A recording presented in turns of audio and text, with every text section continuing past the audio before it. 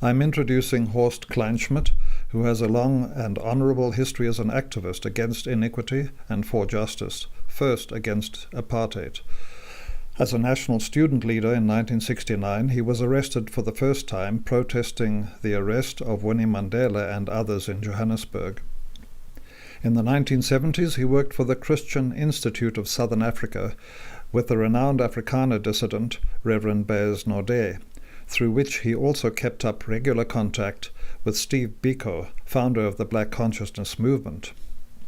In 1974, he was arrested again under the Terrorism Act, spending 73 days in solitary confinement without charge before being released. Tipped off about a rearrest, he went into exile to lead the Christian Institute's external office in Utrecht, Netherlands. When the institute itself was outlawed in South Africa in 1977, the external office closed and Horst moved to London to work with the International Defence and Aid Fund, IDAF, eventually becoming its director. IDAF funded legal representation for political detainees in South Africa, and also helped organize the international tribute concerts calling for the release of Nelson Mandela. For his work, Horst received the Austrian Bruno Kreisky Prize for services to human rights, and later a knighthood from the King of Sweden. Back in a free South Africa, he worked for Lawyers for Human Rights and two major development trusts before moving into the fisheries industry, mandated there to deal with corruption, an equitable, deracialized system of fishing quotas, and to lead South Africa's Antarctica research program. Horst was born in Namibia into a long family of missionaries, one of whom had married a black woman of Khoi origin, splitting the family. Since learning of this long repressed history, Horst has sought to open it up, including hosting 2 full family meetings in Namibia. Now resident in a classically white suburb of Cape Town, he is still highly active in a new struggle for just housing, with community leaders in Masiphumelele, a neighbouring black apartheid-style settlement. Being a neighbour in this context is the substance of this interview with him. Masiphumelele is in the aftermath of apartheid, 26 years later, still is housing for poor people, entirely for black people. And that serves as a cheap labor reservoir for the middle-class suburbs that surround it on all sides. The second point to take note of is that there are 40,000 people who live in Masiphumelele, and the space allocated to them is not more than 2 square kilometers. I live as part of the valley in which Masiphumelele exists, and we live on 40 square kilometers.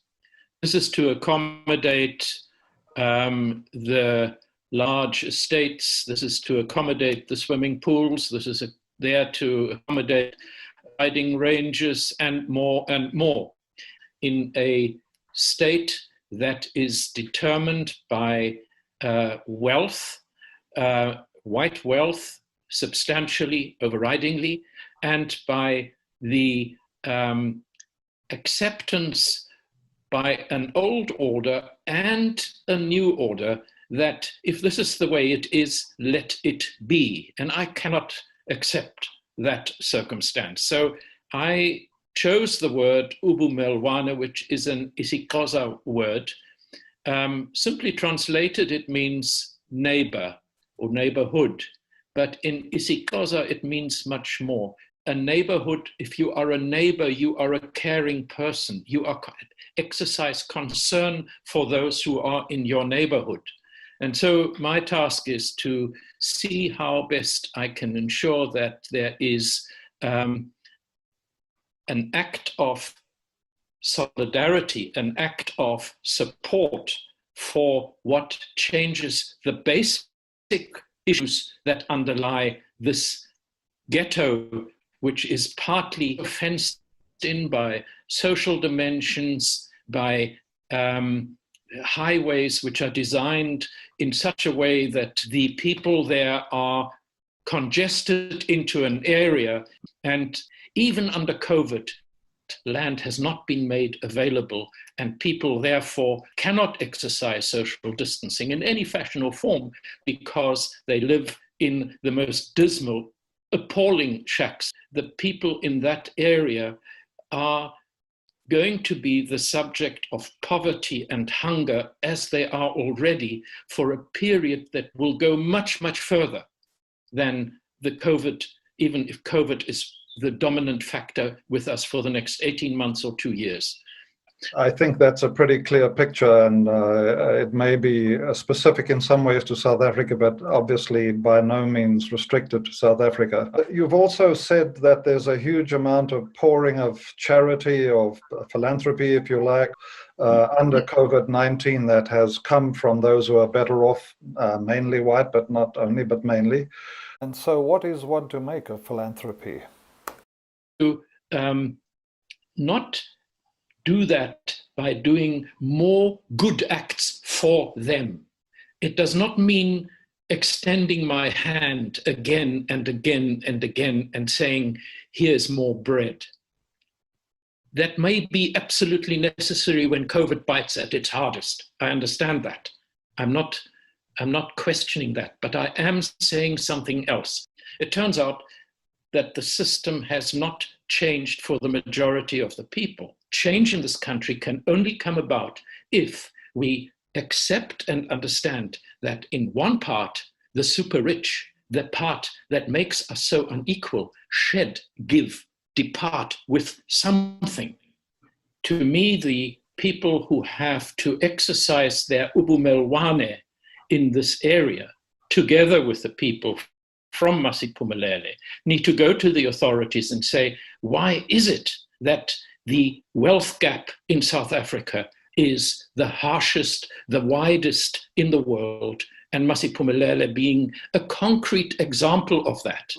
Masiphumelele has also been the victim of huge mass fires, destroying homes for 800, 2,000 people at a time.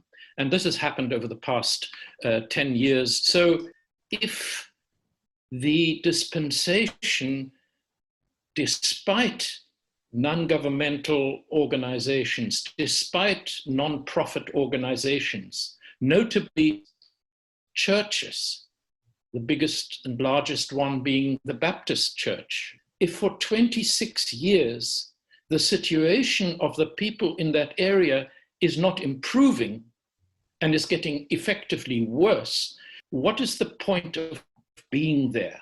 What are we doing? Why are we not changing that situation? Is this something that is going on forever and ever? So for me, the issue has been that, if anything, I must support at this stage the voice that comes from Masiphumelele. And I want to do that with the benefit of what Steve Biko taught me.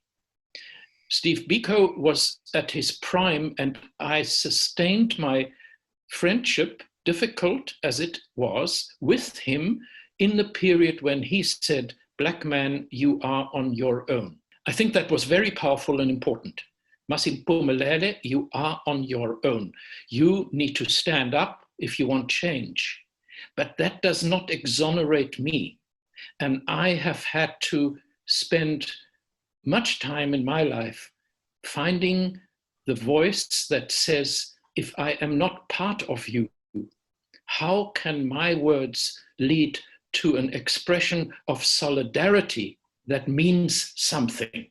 Where do you see life emerging? Where do you see the positive deviance emerging? For me, the expression of solidarity means that the ubumelwane, the people around here, small as we are, few as we are, we need to stand up and go to the sub-council municipal meetings and say, we also don't want this geographic dispensation, this land allocation, this discriminatory way in which you are conducting the affairs in that area. So empowerment to attain a voice in my area must be, to me, the most valuable way in which I can engage to have a voice.